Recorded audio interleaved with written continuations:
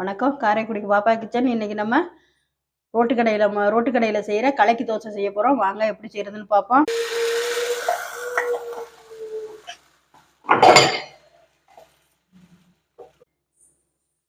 Chicken குழம்பு,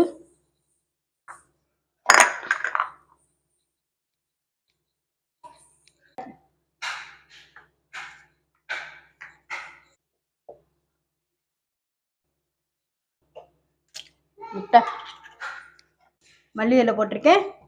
இப்போ மூடி வச்சிருவோம்.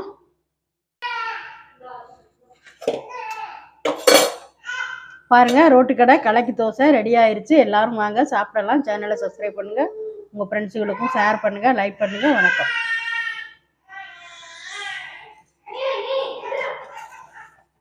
பாருங்க எவ்வளோ கலர்ஃபுல்லாக இருக்குன்னு பாருங்க.